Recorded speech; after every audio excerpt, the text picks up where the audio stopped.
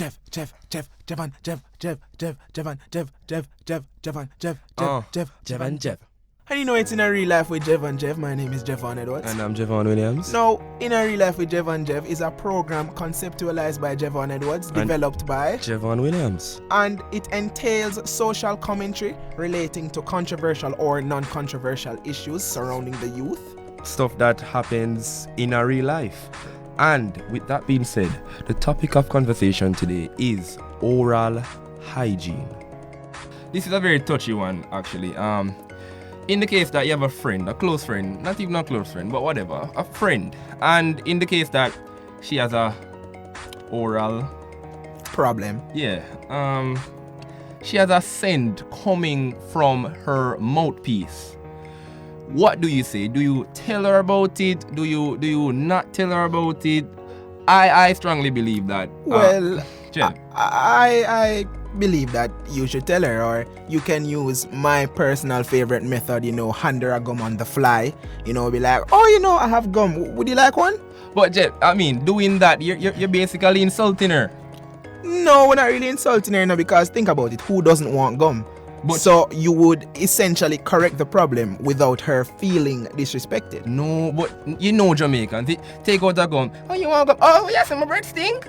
No, nothing like that. We just answer it like the truth, We tell them, all right, I have gum. I know you want gum.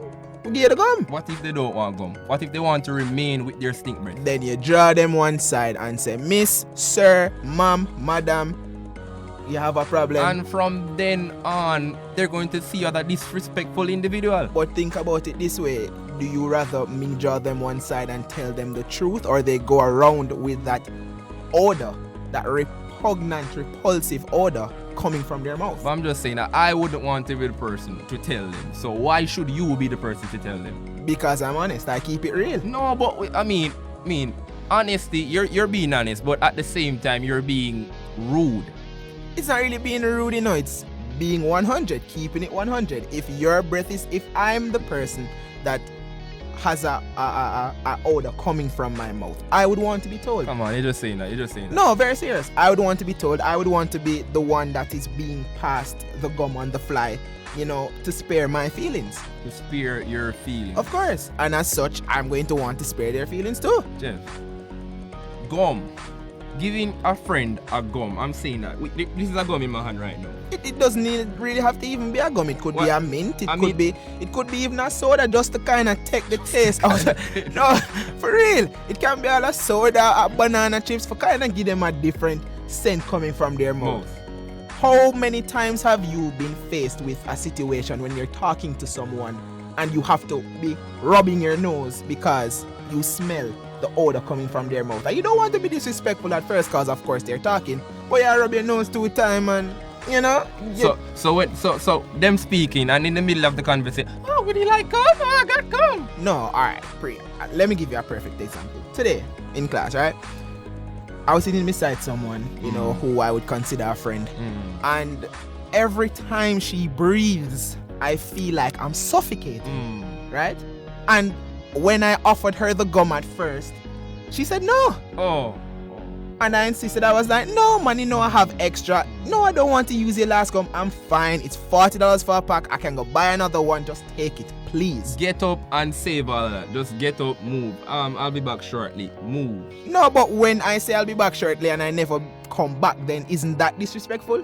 But then you prefer stick the gum in your mouth than just avoid all of that and say, I'll be sitting over there for a while. Well, as I said, doesn't have to be a gum. Could be juice, could be something else.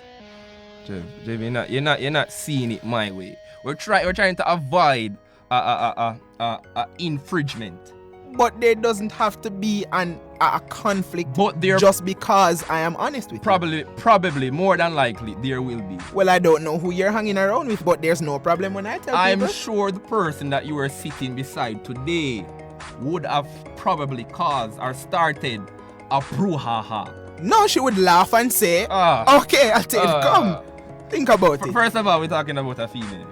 And that makes it any different? Probably does. We all know they're emotionally attached individuals. But at the end of the day, if it is a problem, why don't you ask them to to face it. If it is a problem, why not tackle it? I see what you're saying. I understand what you're saying. What I'm saying, what the point that I'm sticking to is that I'm not really upfront in your face. Your breath smells. Take this gum. No. But no, that would be disrespect. I'm not just going to go up and say, oh, your breath smells. Take this gum. As I said, pass it on the fly. Oh, I have gum. Majority of the times, people are asking, begging for gum. But I have gum on the fly that translates into saying my breath is stink. That is why you're giving me gum. Oh no, not at all. I don't think we're going to agree on this. I personally believe when someone has an oral hygiene problem, that you should let them know. How long does it take to brush your teeth in the morning? No more than a minute. Well, Jev, I completely understand the point, and I really hope you understand mine, but I'm sticking towards my stance. And you feel free to do what you want, and I'll do what I want, and we'll keep it that way. Definitely, and that is Jev and Jevv.